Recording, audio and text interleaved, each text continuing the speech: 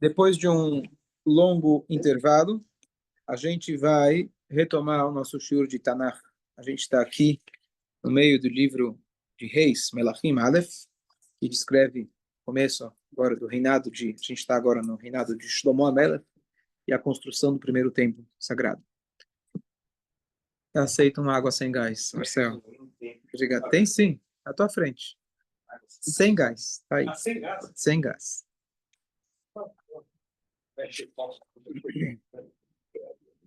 Ok.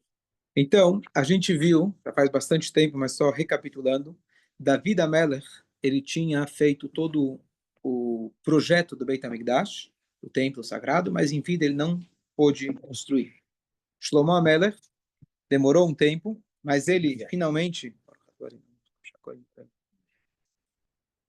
construiu o Beit HaMikdash, demorou alguns anos, e depois de pronto ainda ele demorou 11 meses para inaugurar. É aqui que a gente parou. Então a gente vai falar hoje da procissão que eles fizeram, da inauguração do Beit HaMikdash, como isso aconteceu. Então, chegou o mês de Tishrei, o mês das festas, de Rosh Hashanah, de Yom Kippur. Então, o Shlomo HaMelech, ele mandou chamar os chefes das tribos para poder fazer essa inauguração do templo sagrado. Essa inauguração iria durar 7 dias. E ele pensou que ele fazendo isso, ele convidando os chefes do povo de Israel, naturalmente o povo iria vir como um todo. Curiosamente, ele marcou isso para 7 dias antes de Sukkot. 7 dias de Sukkot cai em Yom Kippur, certo? A pergunta é como foi aquele Yom Kippur. Então vamos ver daqui a pouco, Bezrat Hashem. Eu vou... A verdade é que eu não cheguei até lá, mas pelo que eu me lembro, eles comeram naquele Yom Kippur. Foi uma exceção à regra, na própria Torá, mas naquele Yom Kippur eles celebraram e comeram no próprio Yom Kippur, que era uma data completamente fora do comum. Você não iria... Seria perguntar ou você ia aceitar? Essa cara tua, você tá com muita dúvida. Aquele cara que ele quer jejuar. Não, mas eu me lembrei desse detalhe agora, eu esqueci de olhar isso antes, porque estar achando na próxima eu confirmo os detalhes, mas é isso que eu me lembro. Quando eles estão fazendo isso, então, primeira coisa, eles querem pegar a estrutura do prédio, o Beit HaMikdash estava pronto, mas agora eu precisava levar para lá os keilim, os itens sagrados do Beit HaMikdash. E esses itens sagrados, ou os mais sagrados, eles estavam em outro local, porque historicamente, desde que eles entraram em Israel, eles tiveram alguns templos provisórios e aconteceu, como a gente viu da última vez, de que o templo tinha sido destruído, o templo de Shiloh tinha sido destruído, o altar tinha sido roubado, o altar não, o Aron HaKodesh, a arca sagrada tinha sido roubada, depois foi devolvida, depois foi recolocada, depois foi movida. David HaMelech teve toda uma história, ele tentou trazer, e aí alguém morreu no meio do caminho, e agora então ela estava numa tenda. Então agora a primeira coisa eu tinha que trazer o Aron HaKodesh, a arca sagrada, que ainda era a original da época do deserto, aquela feita por Betzalel, na época de Moshe Rabbeinu, aquela que foi usada no templo móvel ao longo dos 40 anos. Então o templo móvel, ele primeiro era num lugar, depois fizeram um templo de pedra, mas o próprio Aron HaKodesh, esse item ainda era o original de Moshe. E ele só para lembrar o que ele tinha lá dentro, ainda eles tinham o original, as luchot recebidas por Deus, as tábuas da lei. As primeiras tábuas que tinham sido quebradas também estavam lá. Um rolo da Torá escrito por Moshe, isso estava lá ainda presente, intacto.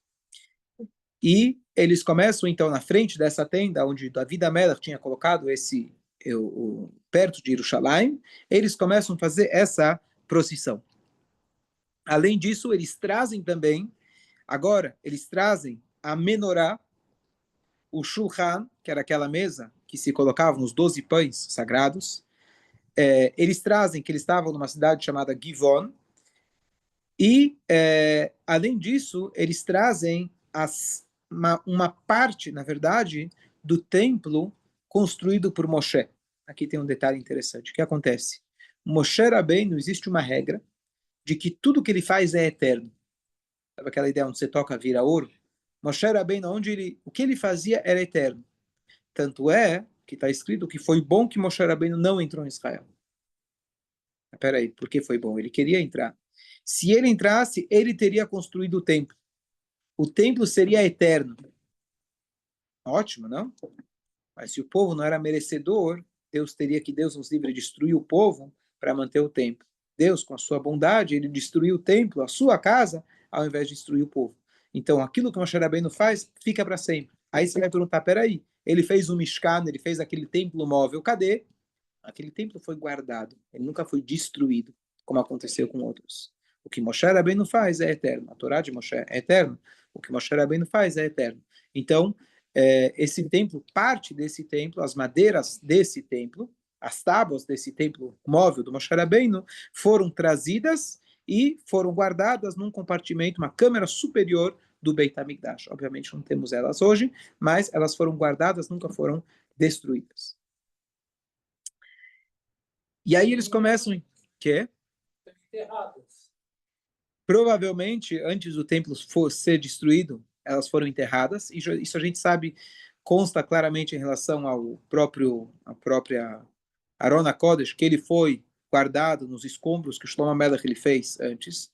Não lembro de ter visto em relação a essas tábuas, mas o que eu sei é que essas tábuas nunca foram destruídas. Então, imagino que foram enterradas, guardadas de alguma forma, em algum lugar que a gente não sabe, talvez dentro do próprio monte do templo, com os escombros, nos escombros, ou algum outro lugar.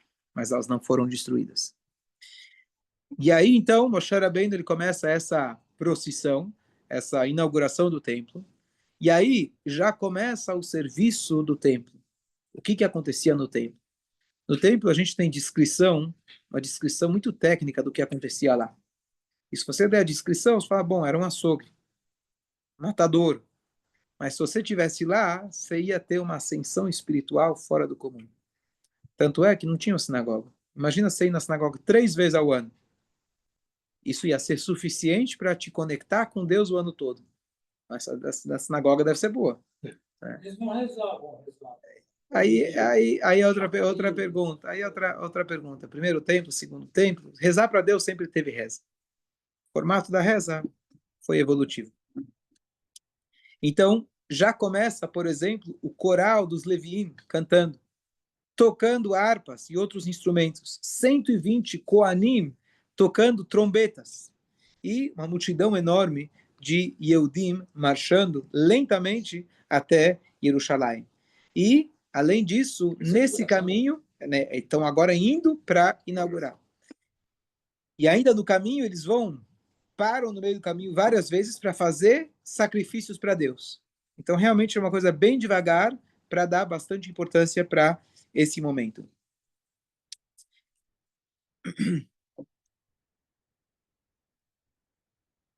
Eu sempre lembro, já comentei várias vezes, mas quando eu passei uma vez um Shavuot em Jerusalém, eu morei em Israel 1 ano, mas não morava em Jerusalém, mas passei uma festa de Shavuot. Em Shavuot, excepcionalmente, eles abrem um dos portões da cidade velha, que normalmente é perigoso, o acesso não é indicado para lá, mas eles abrem e fazem a segurança do Shar Yaf.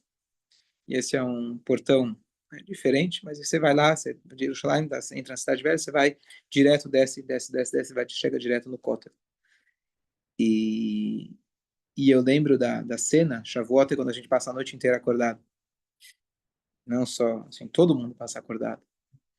E aí, na madrugada, quando vai ser o início da manhã, vai ter a leitura dos 10 mandamentos, parecia uma peregrinação, todo mundo junto, caminhando, indo especialmente por esse caminho que normalmente não está nas nossas mãos, e chegando de madrugada no Kotel, aos montes, aos montes. Eu falei, meu, imagina quando o Mashiach chegar. É uma coisa tão emocionante, você vê tantos Yehudim chegando, fala, poxa, não é real, é verdadeiro, você sente a emoção. Então imagina, multiplica isso, quantas o Yehudim do mundo inteiro, com Mashiach aqui. Então é uma emoção não única de uma única vez, mas muito grande, impactante, quando você ia lá no templo. Então, hoje a gente tem quem já viu aqueles vídeos de Slichot, a noite de Slichot, todo mundo cantando junto, quando o Kotel está lotado, ou você vê o Birkat Kohanim que se faz nos Chol HaMoed também lotado, é uma coisa de ver um vídeo, você está lá, é outra emoção. Mas imagina isso na presença realmente com o Beit HaMikdash construído. E aí, então, eles estão se dirigindo até o Beit HaMikdash. O Beit HaMikdash já estava pronto. Então, eles começam a entrar no Beit HaMikdash com os itens sagrados. E aí, eles vão chegar e têm que posicionar, colocar o Aron HaKodesh, a arca sagrada, no lugar dele. Kodesh HaKodashim, lugar mais sagrado, chamado Dvir. E aí, nesse momento, acontece uma coisa inesperada. Nesse local, tinha, na verdade, antes de chegar nesse Dvir tinha uma tipo de porta. E essa porta normalmente ficava aberta. Só que, milagrosamente, estranhamente, as portas estavam trancadas e não tinha como abrir. Não entraram? Não tinha como abrir. Então, eles estavam dentro do templo, mas o lugar mais sagrado do templo estava trancado. Esqueceram a chave, o que aconteceu? O porteiro não acordou, chama o chaveiro. Só que aqui o chaveiro era outro esquema. Liga para Porto Seguro. O esquema era outro. E eles entenderam, o Shlomo Melech ficou muito preocupado. Ele falou, peraí, Hashem, tudo que eu fiz, esforcei anos a fio construindo Beit HaMikdash, com a melhor das intenções, com a melhor dos engenheiros e operários, e qualidade do serviço do material. A gente fez tudo. E agora você me deixa nessa? Onde eu errei? Onde eu errei? Com a porta na cara. E aí ele adiciona 24 tefilot, 24 rezas. E curiosamente, o capítulo 24 dos Salmos, escrito pelo rei David, um dele fala Seu Shearim Rasheichem. E esse é o salmo que a gente fala também nas 2 noites de Rosh Hashanah e na noite do Yom Kippur, aquele salmo que a gente pede especialmente por Parnassá. E a gente abre o Aron HaKodesh. Então, nessa hora ele fala, levante, Shearim, Seu significa levantem-se, Shearim, portões, Rashechem, suas cabeças, ou seja, abram-se as portas. E ele está lá rezando, e fica mal. Por que fica mal? Porque, além de tudo, o David era perseguido. Uma das coisas que ele era perseguido era que falavam que a origem dele não era boa.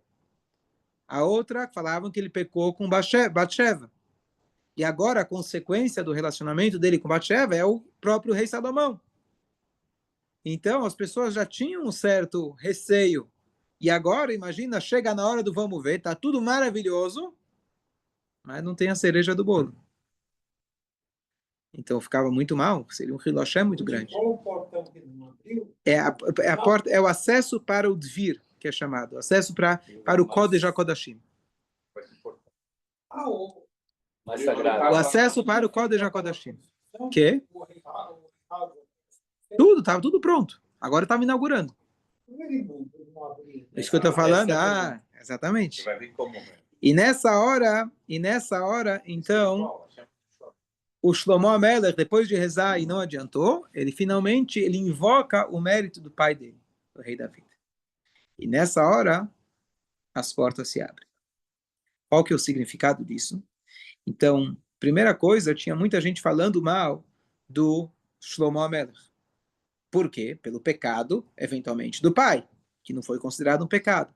Hashem esperou um momento que tivesse lá todo mundo reunido, aumentou a tensão na plateia, a audiência, pegou, tá todo mundo lá esperando, e agora ele vai ver? Agora pode abrir. Mostrando que, sim, Shlomo, você é o filho autêntico do rei David. E por mais que possa parecer, a história pode ser interpretada de várias formas, você é aquele que foi escolhido por Hashem. David é aquele que foi escolhido por Hashem. Então, retroativamente, toda a ficha do David, do Shlomo, ficou limpa, atestada diretamente por Akadosh Baruch Hu, no lugar mais sagrado, na presença de todo o povo, quase todo o povo de Israel que estava lá. Então Hashem esperou esse momento, e não só isso, o David HaMelech, ele foi aquele que se dedicou muito para a construção do templo, ele fez todo o plano, Hashem não deixou ele construir, e além disso tem mais um detalhe de que o problema do relacionamento de David com Batsheva não foi o próprio ato. A gente já explicou várias vezes que o ato em si não era um problema tecnicamente falando. O problema foi o efeito negativo que isso teve. Isso chama Hilul Hashem. Isso é profanar o nome de Deus. E uma das coisas, talvez a coisa mais grave de toda a Torá, é o chamado Hilul Hashem. Você profanar o nome de Hashem, você ser uma má propaganda para o nosso povo. Então, esse tipo de transgressão, ela só é totalmente resolvida depois que a pessoa sai desse mundo. Então, Davi HaMelech foi perdoado totalmente só depois que ele já tinha falecido. Então, é nesse momento que Hashem mostra para todo, ele poderia mostrar para todo mundo de alguma outra forma que Davi estava perdoado, mas realmente ele só estava totalmente limpo depois que ele concluiu a sua vida aqui nesse mundo. Para a gente entender que tem coisas, como está escrito na Guimarães, sobre a Serra de Yomá, sobre os tipos de perdão, expiação pelos nossos pecados, tem coisas que o efeito delas são muito ruins. Então, você faz tchuvá, Deus aceita imediatamente. Mas se alguém tomou gasolina, por mais que ele se arrependa, você vai precisar levar ele no hospital e fazer às vezes a limpeza demora mais. Independente que a Hashem perdoa, você está perdoado. Mas você tem uma limpeza para fazer. Você tem um efeito das suas atitudes. Isso precisou, então, esperar até ele já não estar mais aqui. E aí a Hashem mostrou para todo mundo que Davi estava perdoado e que Shlomo era realmente o filho autêntico, o herdeiro do trono, que Davi era autêntico, assim por diante. Então Hashem esperou esse momento. Para dar um cavalo na vida melhor. Isso, também. Participou da. Sim, sim.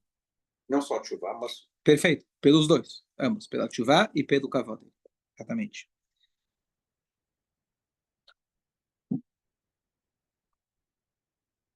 E agora, nesse momento, nós sabemos que no primeiro templo a presença de Hashem era muito revelada. Tanto é que no primeiro templo haviam 10 milagres constantes lá no Beit HaMikdash. E naquele templo você via a presença divina, vamos imaginar como se fosse uma nuvem, né? Mas algo irradiante de Hashem, a presença de Hashem muito grande, que ela acontecia dentro do lugar mais sagrado. Tanto é que se alguém que não fosse Kohen Gadol, ou fosse Kohen Gadol, mas não meritório, ele entrava lá, ele eletrocutava na hora, morria. Era muita santidade. E naquele momento, Hashem, ele expandiu a sua presença não só no lugar mais sagrado, que era exclusivo, mas ele pegou dessa presença mais filtrada, digamos assim, para que não prejudicasse ninguém, e ela se espalhou por todo o Eichal, por todo aquele primeiro espaço do Beit HaMikdash, mostrando realmente não só que abriu as portas, todo mundo pôde ver, não sei se a palavra é ver, sentir, presenciar, que a presença de Hashem realmente estava lá. E finalmente, como o Shlomo Melech ele fala, depois de tantos anos, Hashem agora tem uma casa fixa aonde ele pode morar. Shlomo Melech ele questiona a famosa passagem: espera aí, Deus, os céus não foi suficiente para você? Os céus não foram suficientes? Os céus não foram. Você precisa de uma casa de concreto? Você precisa de uma casa de pedra? Hashem fala isso. É isso que eu preciso. Que no sentido mais amplo significa o nosso trabalho aqui como seres humanos, que a gente lida com as pedras do dia a dia, com os tijolos, com os sures, com o trabalho do dia a dia, é aqui que Hashem quer a casa dele. Então, por mais estranho que pareça, Deus não é limitado ao espírito. Pelo contrário, Deus fala, é no físico que eu vou me manifestar. E é nessa casa física onde vão fazer o meu serviço, onde vão rezar para mim, onde vão fazer os sacrifícios, é lá que eu quero morar. Enquanto Mashiach não chega, a gente tem esse trabalho para completar, fazendo as nossas mitzvot, as nossas tefilot, fora do Beit HaMikdash. Mas aquilo vai se concretizar de maneira plena quando a gente vai poder ver realmente que Hashem está presente na sua casa. Por isso a gente reza tanto. Quero ver logo a construção do Beit HaMikdash, e todo dia a gente reza. Honestamente, você está deixando de dormir por causa que o Beit HaMikdash não está construído? Ou está mais preocupado com a tua obra lá, que ainda o cara não... O pedreiro lá o encanamento que ainda não está resolvido? Fala a verdade. Você está mais preocupado com o Beit HaMikdash ou com a goteira lá? Quem vai reconstruir o Beit HaMikdash? Então a resposta é você que chama Elial. Elial Navi vai anunciar a vinda de Mashiach. Mashiach vai estar aqui. E Deus, conosco, a gente vai construir essa casa. O que significa essa casa é, como eu falei antes, a cereja do bolo é mostrar, e a gente vai poder presenciar e ver realmente que todo o trabalho que nós fizemos ao longo dos anos de exílio, desde a criação do mundo, aliás, que a gente está cada vez colocando mais um tijolinho. E apesar que nesse mundo parece injusto, esse mundo parece que quem faz o bem não necessariamente é retribuído com bem, a gente vai poder ver que todo o trabalho, todo o bem ele foi acumulado, ele resultou na presença máxima divina aqui na Terra, e todo espírito negativo do mundo ele vai desaparecer. Acredite se quiser, mas esse é o objetivo da criação. Por mais difícil, mais escuro que possa parecer, a gente está logo antes do nascimento, se Deus quiser, da luz que vai vir no final da noite. Tentar construir o terceiro? Que? Poderiam tentar construir o Eu terceiro? já expliquei outra vez que tem uma das questões, vamos dizer assim, mesmo que a gente tivesse a possibilidade de conseguir construir, possibilidade geográfica, política, monetária para construir o templo, a gente não pode. A gente precisa ter um profeta que ele vai atestar para a gente o local exato do altar. E além disso, se você vai ver, quem vai construir é o Mashiach. E mesmo o Mashiach, para ele construir o templo, ele tem 2 passos antes. Que ele vai juntar o povo de Israel. Antes, primeiro vai fazer as guerras. Ilachem, as guerras por Deus, pode ser uma guerra filosófica ou uma guerra física, se necessário, vai juntar o povo de Israel, aí ele vai construir o Beit HaMikdash, bimkomó, em seu lugar. Então, você precisa dessas condições, que em breve teremos, Bezrat Hashem.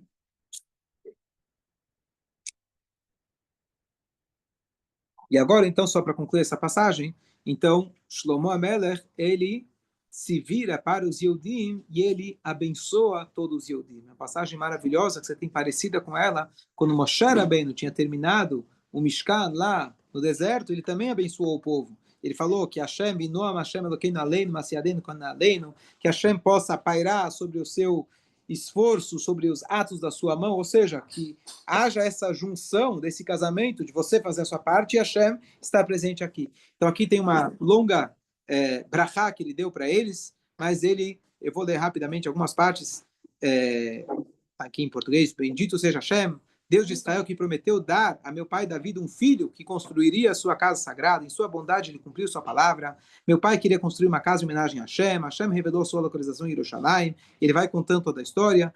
E aí ele fala, Hashem falou para o meu pai, irei recompensá-lo por suas boas intenções, mas ela será reconstruída pelo seu filho. Hashem manteve sua palavra. Eu não construí a casa para minha própria glória e ganho, mas para honrar o nome de Hashem. Agora que coloquei o Arão em seu devido lugar, o propósito para o qual toda a casa foi construída foi cumprido. Lembre-se, esse Arão contém as 2 luchot, o pacto de Hashem, que Hashem fez o pacto que Hashem fez com nossos antepassados depois que eles saíram do Egito. Quer dizer, primeiro ele abençoa e depois ele dá esse agradecimento e também lembrança de comprometimento com a de Hashem, com o povo judeu e vice-versa. Fazer o que? Está inaugurado. Agora está inaugurado. Okay.